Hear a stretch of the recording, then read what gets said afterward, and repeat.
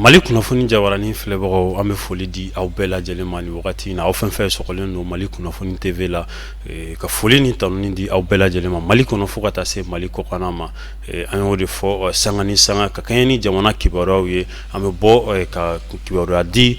aw ma yaasa jamana kunkankow la maaw bɛ se ka faamuyali ko o sɔrɔ o la cogo min na bi an ye maa wele an ka kɛnɛ kan yaasa a ka se ka na a da don gɛlɛya dɔw bɛ yen nɔ olu la an ka jamana kɔnɔna la yan nɔ n'a ma ɲɛ k'a fɔ ko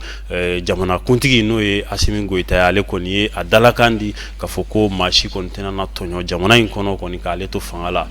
ni a ma ɲɛ k'a fɔ ko kow bɛ ten tɔ ni an fana ye ko minnu ye a ka kan kuma ni kuma an ka bɔ ka lasɔmini kɛ yaasa kow bɛ se ka ɲɛ cogo min na sabula fanga furancɛ fanga a ɲali o de da ka di an bɛɛ lajɛlen na walasa an bɛ se ka kuncɛko ɲuman kɛ jamana sini o bɛ o de la sa o hukumu kɔnɔna la an ye jɛkulu dɔ secrétaire administratif wele ni o ye filière bétail viande ye Zumana Kulibali FEBEVIM ale ye o secrétaire administratif ye an y'ale wele an ka nin jɛmukan in kɛrɛnkɛrɛnnen kɛnɛ kan yaasa gɛlɛya minnu bɛ yen nɔ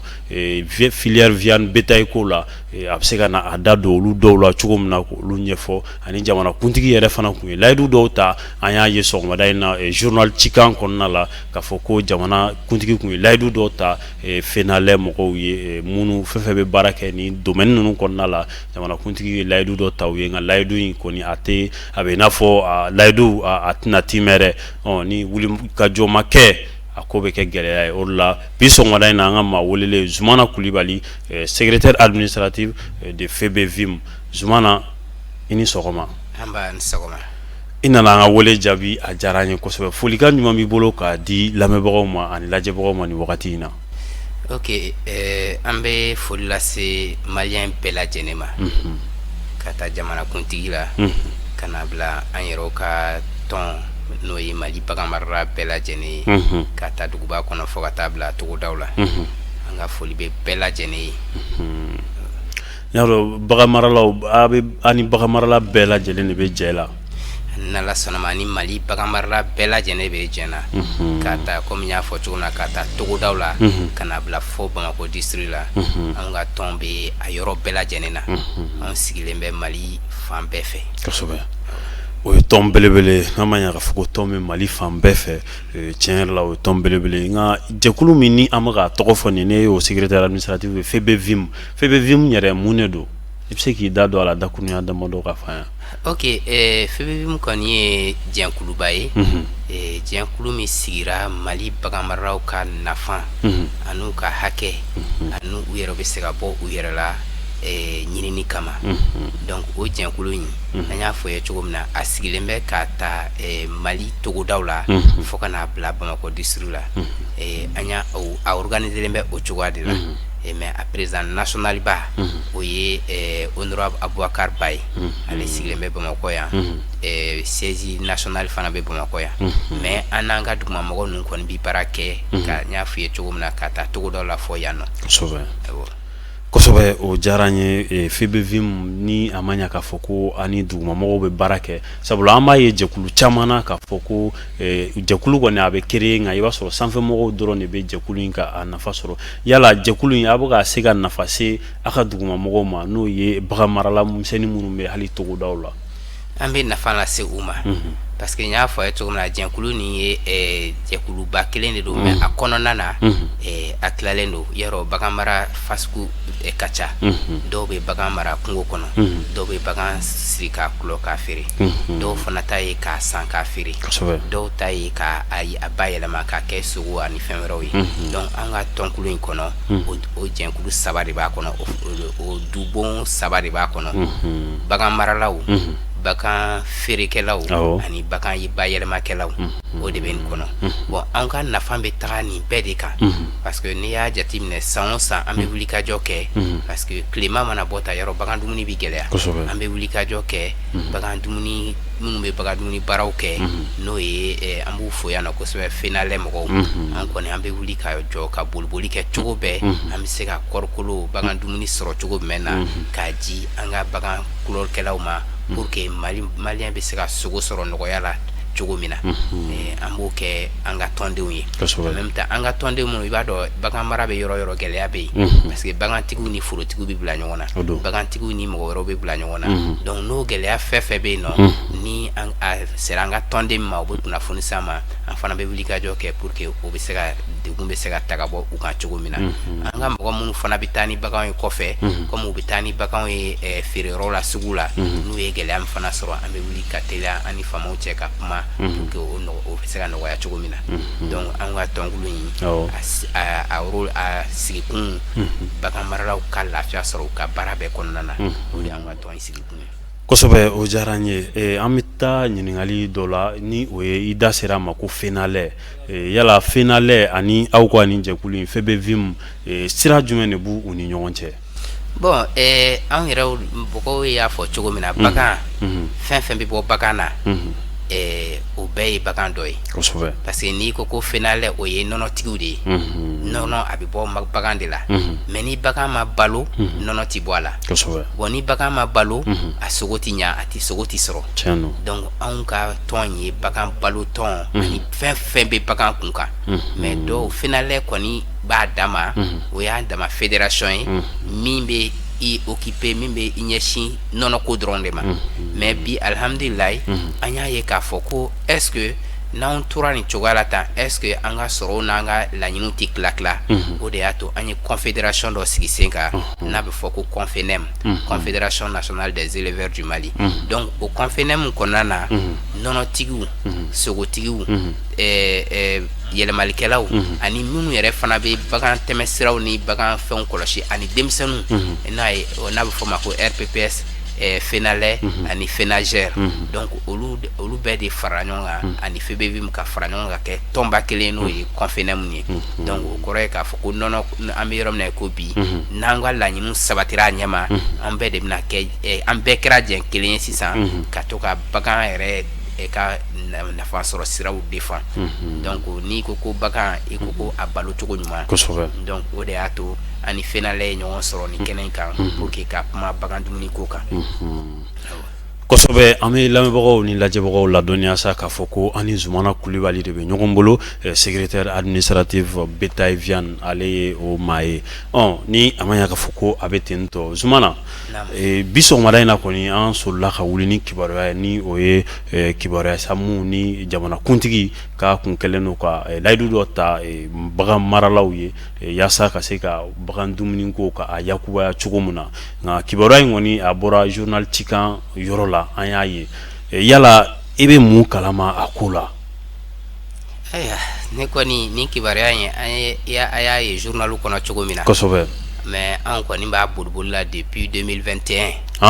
depuis 2021 an bɛ nin kɛlɛ la an b'a boliboli la an b'a laɲini na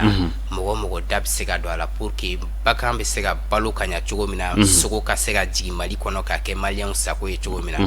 parce que n'i y'a jateminɛ u b'a fɔ ko Mali ye bagan mara jamana ye mais a fɔra ko an ye bagan mara jamana ye i bɛ taa sɔrɔ an ka nɔnɔ da ka gɛlɛ an ka sogo da ka gɛlɛ mun de bɛ na n'o ye donc bagan balo cogo donc ni bagan balo cogo sera ka nɔgɔya a ka ca Ala fɛ maliyɛn bɛɛ bɛ sogo sɔrɔ ka dun ka fa maliyɛn bɛɛ bɛ sogo sɔrɔ nɔgɔya la mais i ye min fɔ sisan k'a fɔ an wulila sɔgɔmada in na k'a sɔrɔ a bɛ journal kɔnɔ k'a fɔ ko jamanakuntigi kun ye bagan dumuni dɔ hakɛya bila Mali bagan maralaw ka bolo kan donc a ko an y'a FEBEVIM mɔgɔw y'a laɲini kɛ a mɛnna depuis octobre 2021 an ye lettres sɛbɛn ka ci Mali ministiriso bɛɛ la ka tila k'o lettres bɛɛ fara ɲɔgɔn kan k'a ci premier ministre ma k'o lettres bɛɛ fana fara ɲɔgɔn kan k'a ci président de la république ma k'a fɔ n'i ma wuli k'i jɔ an ka sogo bɛ damina ni ta kɛra nin cogoya la tan mɔgɔw bɛ dɔ wɛrɛ fɔ min bɛ sen n'a tɛ kelen ye donc an y'a ɲini a fɛ k'a fɔ a k'a lajɛ san o san u bɛ to ka subvention kɛ ka bagan dumuni ji bagan maralaw ma mais a subvention in kɛcogo bɛɛ t'a sɔrɔ ka ɲa kelen filanan a subvention in fana an y'a ye k'a fɔ n'a a fɔra ko usine minnu k'a jama n'an taara an t'a sɔrɔ anw ye lettre dɔw sɛbɛn ka ci CMDT mɔgɔw ma ani ka lettre dɔ sɛbɛn ka ci ministre de finance ma ani an yɛrɛ ka ministère du développement rural k'a fɔ aw bɛ ka taabolo min kɛ an kɔni ka jateminɛw na parce que anw de y'a bénéficiaire ye anw b'a dɔn an bɛ wuli a ɲɛfɛ an bɛ sɛgɛn min k'a kɔnɔna na aw tɛ sababu kɛ k'a fɔ miliyari min bɛ bila pour que ka se ka bagan dumuni subventionné k'a di mɔgɔw ma aw tɛ kɔɔrikolo a wari bila ka taga CMDT la taxi ka bɔ kɔɔrikolo kan en même temps CMDT ka o kɔɔrikolo in bila an yɛrɛw baganmaraw ka bolo kan an k'a di usines ma usines k'a yɛlɛma ani usines ka protocole d'accord dɔ signé ou bien cahier de charge dɔ k'an ni ɲɔgɔn cɛ pour que an bɛ se ka kɔɔrikolo in yɛrɛ sɔrɔ cogo min na an ka baganmarala bɛɛ bɛ se ka sɔrɔ Mali fan bɛɛ fɛ cogo min na donc an y'o lettre sɛbɛn ka ci président de la République ma donc an bɛ se ka fɔ alhamdulilayi parce que a y'a fɔ cogo min na depuis président transition in nana hakɛ fɛn fɛn ka hakɛ tilalen don a la caman bɛ ka hakɛ in sɔrɔ ka ɲa donc an ka kuma in ma kɛ kuma bilalen ye kɛrɛfɛ conseil supérieur de l'agriculture min kɛra a y'a ta k'a lajɛ k'a fɔ ko kɔɔrikolo min bɛ sɛnɛ Mali la kɔɔri min bɛ sɛnɛ Mali la kɔɔrikolo min bɛ sɔrɔ a la donc a sigiyɔrɔma 100 o 100 u ka 10% bila baganmaralaw ka bolo kan donc o kɛra an nisɔndiyara kosɛbɛ an y'o papier fɛn yɔrɔ bɛɛ n'i lajɔ o yɔrɔ la Zumana Kulibali président yɛrɛ de da ye nin fɔ k'a fɔ ko kɔɔrikolo fɛn fɛn bɛ sɔrɔ Mali la 100 sara la ka 10% sigiyɔrɔma 10 ɲɔgɔnna k'o bila baganmaralaw ka bolo kan président yɛrɛ da de y'a fɔ conseil supérieur de l'agriculture la a y'a fɔ a ma tɛmɛ mɔgɔ si tulo kan depuis a kɛra an bɛɛ kɔni nisɔndiyara an wulila ka fɛnw kɛ mun kɛra san 2022 la 2022 la a y'a fɔ en même temps a ma dan fɔli dɔrɔn ma parce que a ka service technique minnu bɛ yen nɔ an bɛ se ka dɔw yɛrɛ tɔgɔ fɔ n'o ye DNPA ye a ye ministre ye papier ci u ma k'a fɔ u k'a lajɛ baara in bɛ se 10% in bɛ se ka dilan cogo min na bɛɛ bɛ se k'i sago sɔrɔ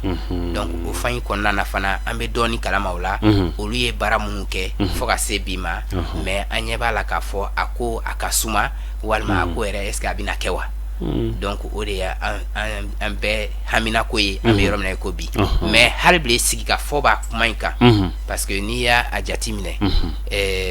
le 20 lundi yɛrɛ an kɔrɔ réunion dɔ bɛ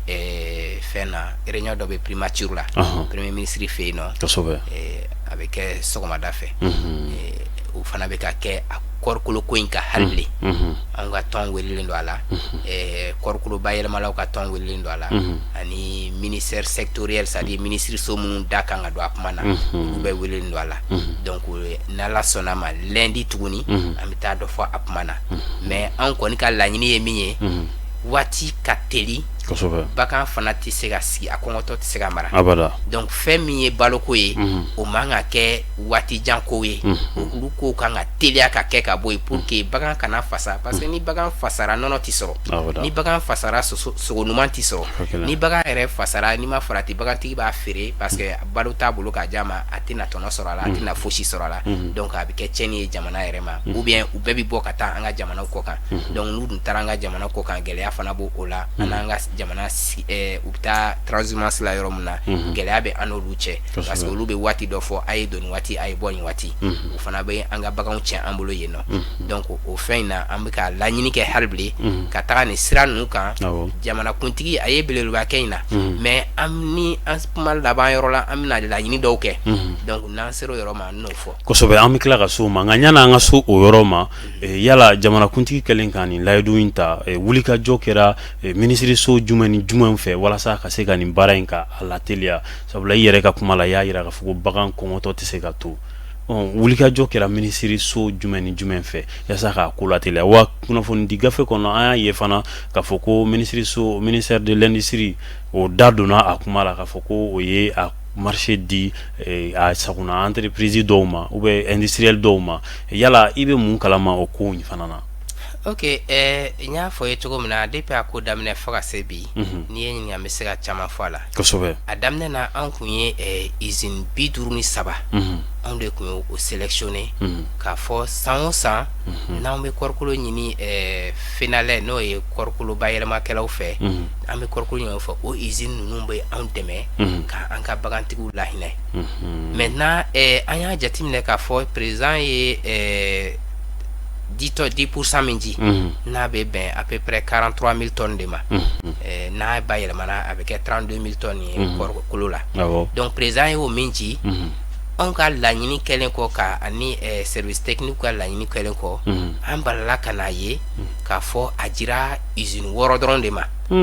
n'i ye usine 107 o de bɛ Mali kɔnɔ kɔɔrikolo dilanna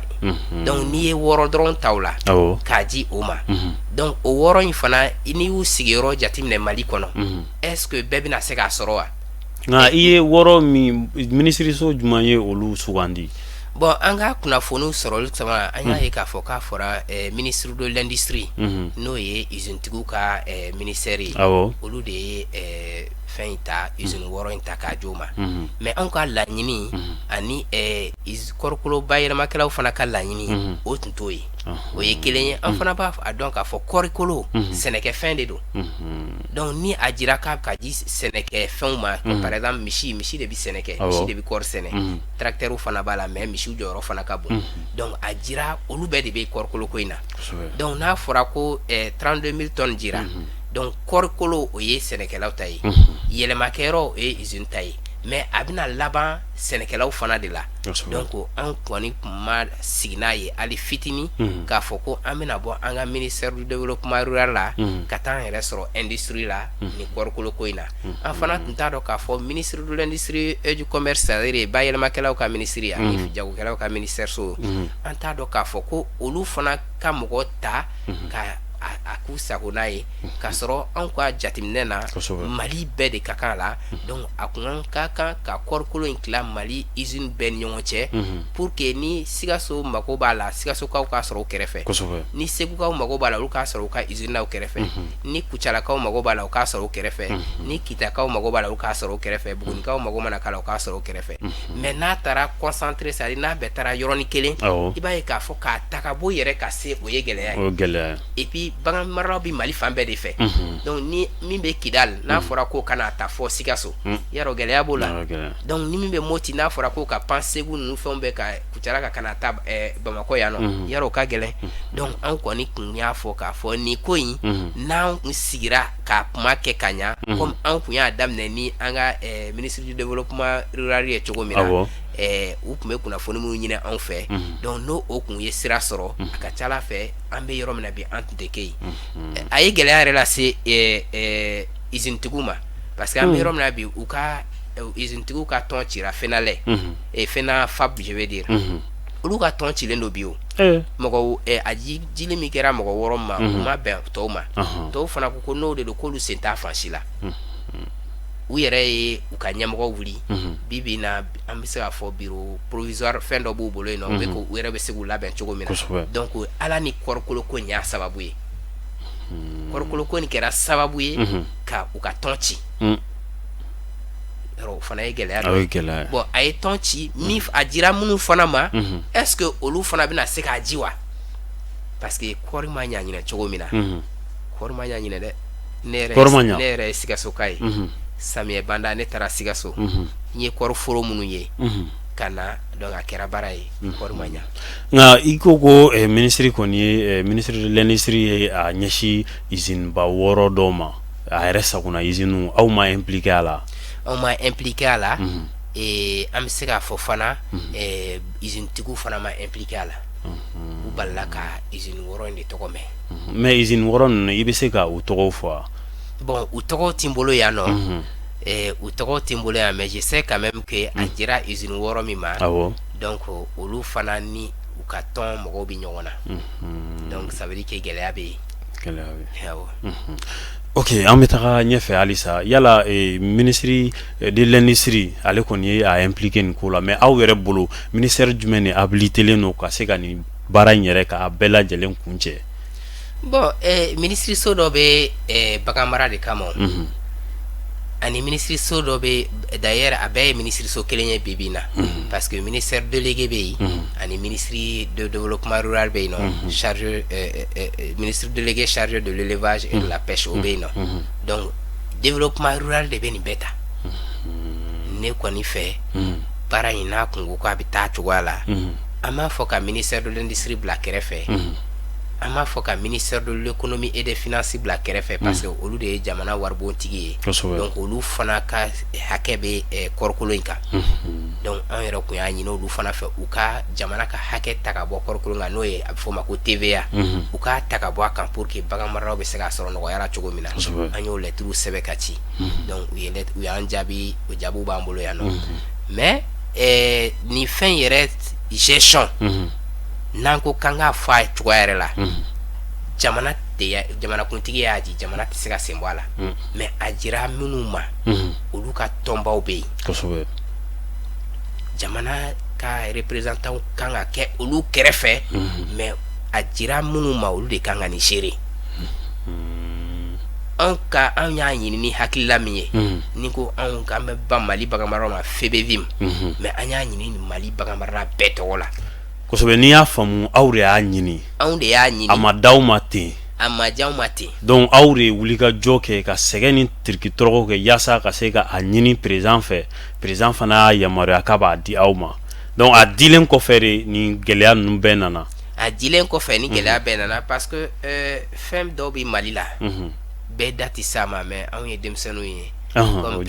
président de la transition y'a fɔ cogo min na ko n'ale ka baara tiɲɛna a bolo ko an denmisɛnnin bɛɛ ɲɔ de don donc o de y'a to an t'an sigi ka ko dɔ kɛtɔla ye k'a fɔ ko an m'a kuma fɔ fɛn dɔw bɛ nin ko kɔnɔna na ni président ma a lajɛ a ka sɛgɛn a n'a ka hakilina ɲumanya in a bɛ kɛ fu ye parce que wariko mana don ko la yarɔ bɛɛ b'a ɲini k'a dilan a ka côté la mais bagan dumuni Mali bɛ yɔrɔ min na bi an b'a fɔ cogo min na Mali malien ka banki y'a ka bagan de ye bagan nin sirilen b'i kɛrɛfɛ n'i mago bɛ fɛn na i b'a foni i bɛ taa feere i b'i ka wari bila i kun a bɛ gɛlɛya ta ka bɔ a bɛ hakilina jugu dɔw ta ka bɔ jamanadenw kan mais n'a fɔra k'i ka taa wari ta banki la i bɛ tile kɛ i sigilen bɛ banki da la i yɛrɛ tɔgɔla wari i ye min bila o ɲɔfɛ i t'o sɔrɔ i sagona waati la donc ni jamanakuntigi ye nin hakilina ɲumanba in ta ka fɔ bagan ko ka nɔgɔya sogo ka nɔgɔya donc a man ka sigi tuguni k'a tɔ mɔgɔ dɔw fana ka o tiɲɛ a kɛrɛfɛ k'a sɔrɔ a ma se o ma ni ko ka nɔgɔn kɔɔri bɛ sɛnɛ an fɛ yan usine b'an fɛ yan kɔɔrikolo b'an fɛn fɛn yan campagne ko fana de don donc bagan dumuni fana ye waati ko ye yanni sanjiji ye bin donc kalo 3 kɔnɔ a k'a ta k'a lajɛ ka se ka kɛ nin fɛn k'a sɔrɔ ni kɔrikolo nin kun jira k'a fɔ ko FEBEVIM mɔgɔw de bɛ k'a gérer ɲama sogo da jiginna malien bɛɛ b'a dɔn k'a fɔ k'a da jiginna mais an bɛ yɔrɔ la ko bi a fɛn a laban bɛ taa bila magasin de kɔnɔ sanji samiyɛ nalen ka bin wuli ka yɔrɔ bɛɛ labɔ u bɛ sɔgɔna k'u b'a di mɔgɔw ma o bɛ nafa ɲa wa yala ni 10% in a kan ka di bagan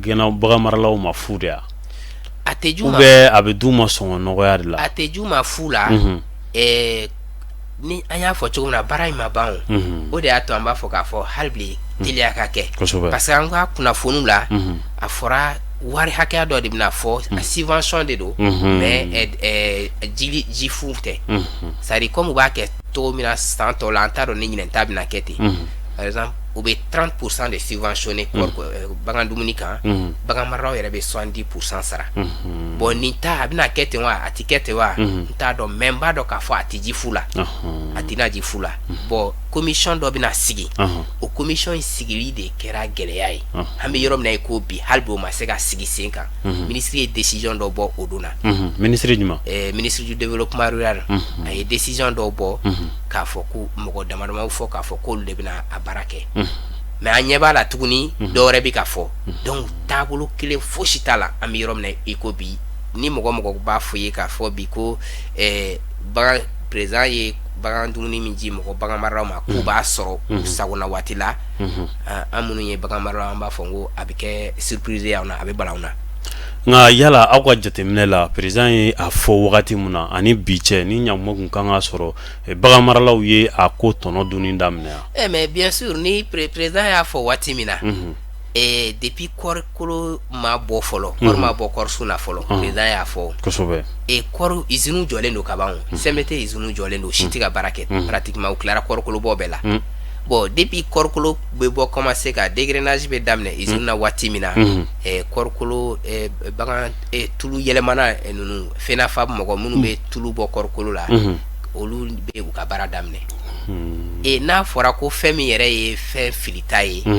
k'a fɔ ko o yɛrɛ sɔrɔli tilara ka kɛ gɛlɛya yɔrɔ ye baara ye parce que kɔrikolo in ye tulu bɔlen kɔ kɔrikolo la a b'o de bɛ kɛ bagan dumuni ye foyi ti fara kan fosi ti fara kan normal a tun bɛ fili san tɔw la mais a nana ye k'a fɔ a ka ɲi baganw ma o de kɛra o yɛrɛ fana wari tilara ka taa caya hali ni tulu ye i b'o faamu cogo di donc ni président y'a fɔ waati min na depuis campagne daminɛna ni CMDT mɔgɔw kun y'a lagɛ waati ni ministère fana kun y'u jɔ u jɔyɔrɔ la waati ka ko bɛɛ labɛn k'a bila ɲama b'a sɔrɔ baganw bɛ ka kɔrikolo sɔrɔ k'a dun ɲama b'a sɔrɔ an yɛrɛ tɛ hakili jigin an na k'a fɔ ko gɛlɛya bɛna kɛ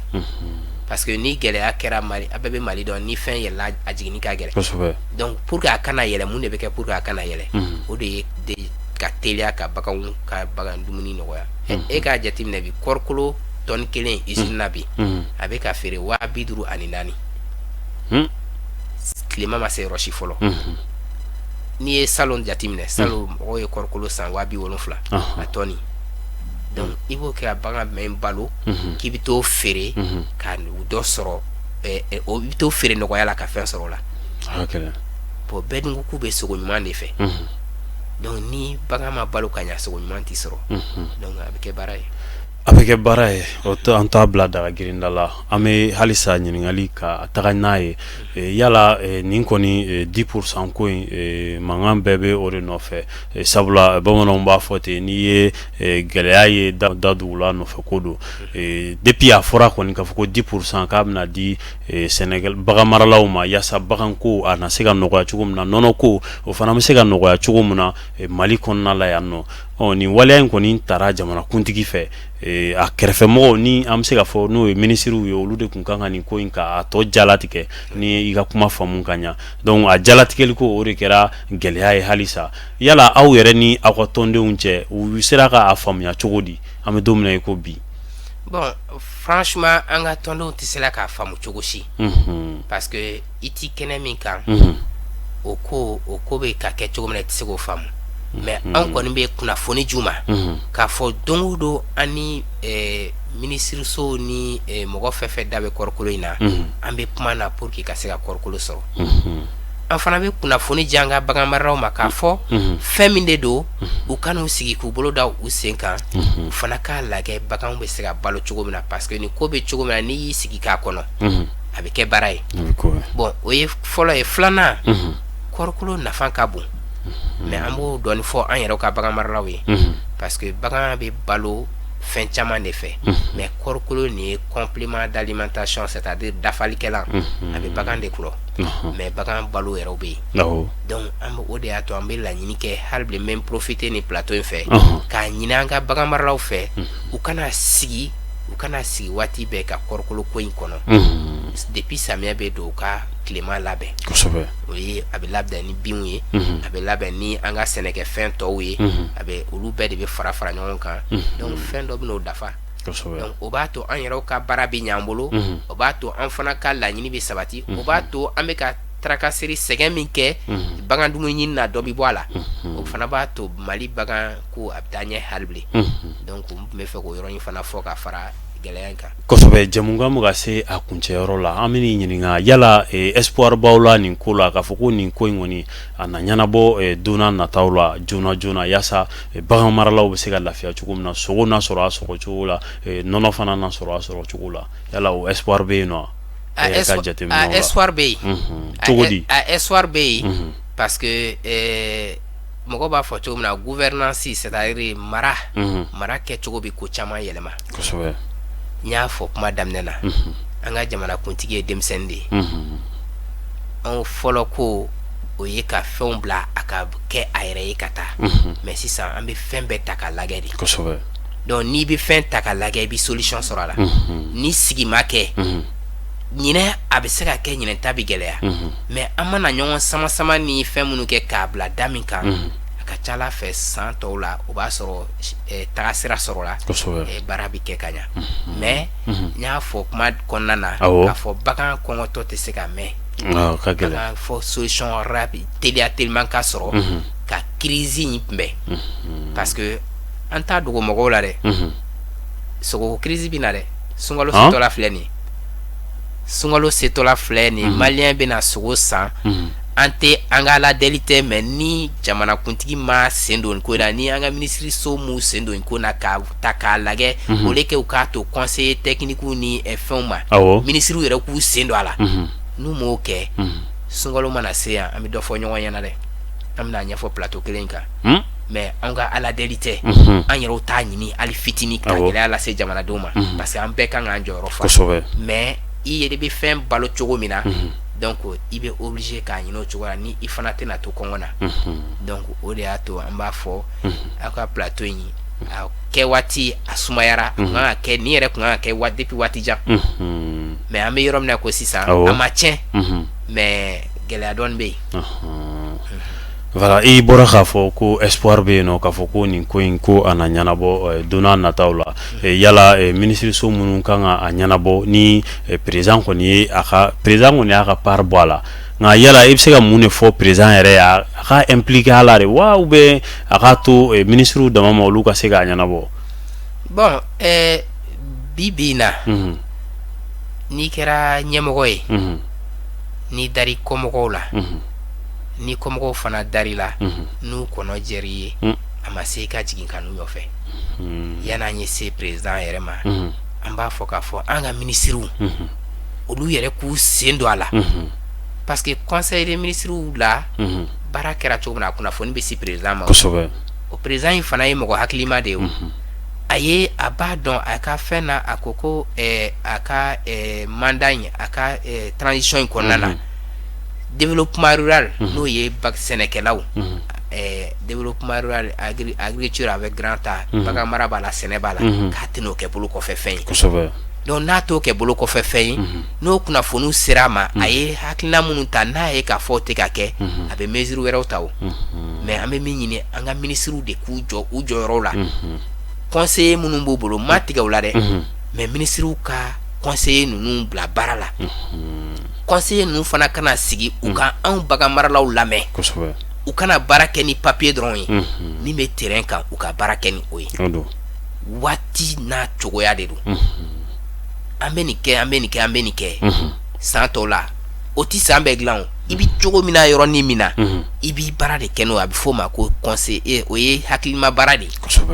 ne bɛ situation in kɔnɔ n bɛ se ka bɔ a kɔnɔ cogo di donc i kan k'o mesure de ta mais i kana papier kɔrɔw ta k'a fɔ ko an y'a kɛ tan salon salon ni ɲinɛ ti kelen ye donc an bɛ a ɲini non seulement an ka ministres fɛ ani an ka conseillers fɛ ani an yɛrɛw ka bagan maralaw ani fɛn fɛn da bɛ bagan marako la bɛɛ ka i sen don Mali bagan mara la pour que Mali bɛ se ka jamana tɔw bɛ nɛgɛ an ɲɔfɛ k'an ye pays de l'élevage ye n'i y'a jateminɛ bagan 200 millions de bovins e yɛrɛ k'o jateminɛ o bɛ jamana o jamana kan o kan ka gɛlɛya sɔrɔ san nana o san ma na o bagan bɛ ɲa mais ni e ka kɔɔriko crise lajɛ ɲinɛ san nana kosɛbɛ mais tumu ni fɛnw donna kɔɔri la ka kɔɔri tiɲɛ yarɔ o y'a damako dɔ ye donc n'an ma ɲɛsin an ka bagan mara ma an bɛ Mali bɛ degun dɔɔni sɔrɔ dɛ. Kosɛbɛ jɛmukan ale sera a kuncɛyɔrɔ la an bɛ aw ladɔnniya k'a fɔ ko Zumana Kulibali ale de b'an bolokɔrɔ ni ale ye secrétaire administratif ye filière bétail viande ale ye o secrétaire administratif ye Zumana yala kuma kuncɛ kuma jumɛn b'i bolo ka se k'a lase lamɛnbagaw ni lajɛbagaw ma. Bon fɔlɔ ne bɛ weleweleda kɛ fɔlɔ parce que an ka fédération n'o ye fédération de la filière bétail viande du Mali ye n'a président ba ye honorable Aboubacar Ba a ye wulikajɔ dɔ kɛ ka 75 000 hectares de sɔrɔ office du Niger la o 75 000 hectares ni a bɛ se ka caya office du Niger mɔgɔw n'u ye a di anw ma u k'a bɛ se ka taa hali 150 000 hectares la donc ni o yɔrɔ in labɛnna ka aménager ka ɲɛ kosɛbɛ an bɛ hali bagan dumuniko gɛlɛya na dɔ bɛ bɔ a la n'i ye 75 000 hectares aménagé k'a kɛ village d'élevage ye bagan dumuni bɛ sɛnɛ yɔrɔ dɔ la usine bɛ yɔrɔ dɔ la feere yɔrɔ bɛ yɔrɔ dɔ la mais an bɛ gɛlɛya bɛ tuguni wa nɔnɔ bɛ sɔrɔ sogo bɛ sɔrɔ gɛlɛya min yɛrɛ bɛ Mali kɔnɔ n'o ye insécurité ni n'o yɛrɛ joué don an ka bagan maralaw kan bi kosɛbɛ kosɛbɛ donc i b'a ye camanba bɛ bɔ a la parce que bagan marala ni sɛnɛkɛla tɛ bila ɲɔgɔn na bagan marala ni tɛmɛkɛla tɛ bila ɲɔgɔn na u ni transporteurs tɛ bila ɲɔgɔn na u ni dugu tɛ bila ɲɔgɔn na parce que u bɛɛ concentré don yɔrɔ dɔ la baara bɛɛ bɛ ka kɛ u bɛ ka fɛn nɔ mɔgɔ n'i mago bɛ bagan na i b'i tilen bɛ taa sɔrɔ yɔrɔ in na yen an ka bagan tɛ taa Côte d'Ivoire an ka bagan tɛ taa Guinée donc a bɛɛ bɛ mara anw fɛ yan donc ni o 75 000 ni jamanakuntigi fana y'anw dɛmɛ a ye nin min kɛ nin ye n'a fana y'an dɛmɛ k'o yɔrɔ in aménager a ka ca Ala fɛ dɔ bɛ bɔ Mali insécurité yɛrɛ la dɔ bɛ bɔ Mali gɛlɛya la centre gɛlɛya la kosɛbɛ donc o ye weleweleda fɔlɔ ye ka lase jamanakuntigi ani organisation internationale ni fɛn fɛn b'anw fɛ yan min da bɛ se ka anw dɛmɛ nin baara in na o ye weleweleda ye ka se o ma weleweleda filanan ka se bagan maralaw ma k'a fɔ an k'an tɛgɛ di ɲɔgɔn ma hali bi n'i y'a ye k'a fɔ hali bi an bɛ nin gɛlɛya in kɔnɔ c'est parce que hali bi gɛlɛya dɔ bɛ anw ni ɲɔgɔn cɛ bagan maralaw ni ɲɔgɔn cɛ difficulté min bɛ yen o de y'a to k'a fɔ ko an ka laɲini tɛ sabati parce que waati dɔw la a bɛ kɛ a yɛrɛ bɛna di jɔn ma par exemple jɔn de bɛna baara kɛ jɔn de bɛna baara kɛ n'o o ɲininkaliw cayara i b'a ye k'a fɔ ɲɔgɔn sama sama mana don ko ko la a bɛ retard de ta an tɛ taa ɲɛ an bɛ ɲɔgɔn segin kɔfɛ de donc an k'an tɛgɛ di ɲɔgɔn ma ka an ka intérêt lajɛ an ka nafa lajɛ mun de b'a to an bɛ baara min na an b'an ka nafa sɔrɔ a kɔnɔna na an ka ɲɛsin o ma an ka kɛrɛfɛ kumaw ani minnu b'u ta ɲini an kɛrɛfɛ an k'olu ye k'u to yen donc o fana ye weleweleda ye ka se bagan maralaw ma ani an yɛrɛw ka ɲɛmɔgɔw fédération ɲɛmɔgɔw ni tɔn fɛn fɛn bɛ yen nɔ n'a bɛ baara kɛ bagan mara kɔnɔna na weleweleda ka se o bɛɛ ma kosɛbɛ ok bon baasi t'a la an bɛ i fo kosɛbɛ ka sɔn ka na an ka plateau kan ka se ka i hakilina di nin gɛlɛya in kan ni a ma ɲa k'a fɔ ko jamanakuntigi kɔni ye layidu ta jamanadenw ye a ka kan a ka bɔ a sira fɛ nka an bɛ don min na i ko bi a bɛ i n'a fɔ jamanakuntigi kɔni ye layidu ta ka baara to dugumamɔgɔ minnu bolo ni o dɔ bɛ tali kɛ minisiriw la olu de kan k'u wuli k'u jɔ nin ko in na yaasa ka se ka nin ko in ka a jalatigɛ bagan maralaw bagan gɛnnaw fo ka taa se sogo minnu bɛ sogo kow ɲɛnabɔ fo ka taa se olu ma olu ka se ka lafiya k'o sɔrɔ u ka baara kɔnɔna la sabula bagan kɔni n'i ko ko bagan i ko ko bagan dumuni ni bagan dumuni tɛ yen nɔ bagan tɛ yen nɔ sogo tɛ sɔrɔ nɔnɔ fana tɛ sɔrɔ o de hukumu kɔnɔna la sa an ye wele bila FBVIM mɔgɔw ma u ka secrétaire administratif ma ale kana a da don nin waleya in na ka se k'a ɲɛfɔ don n'a nataw la comme dossier a bɛ évoluer de don n'a nataw la an na wele bila ale ma ou bien u ka maa wɛrɛw ma yaasa ka se ka na nin ko in k'a tɔ jalatigɛ n'a tɔ labanna cogo min na an n'o da lamɛnbaga bɛɛ lajɛlen tulo kan ka bɛɛ lajɛlen fo nin wagati in na Mali kunnafoni TV lajɛbagaw ni a lamɛnbagaw an bɛ bɛɛ fo nin wagati in na ka ɲɛmaayaso fo k'an ka équipe technique ko olu bɛɛ lajɛlen fo nin wagati in na an b'a fɔ aw k'an bɛɛ diɲɛ wagati wɛrɛ wasalamu.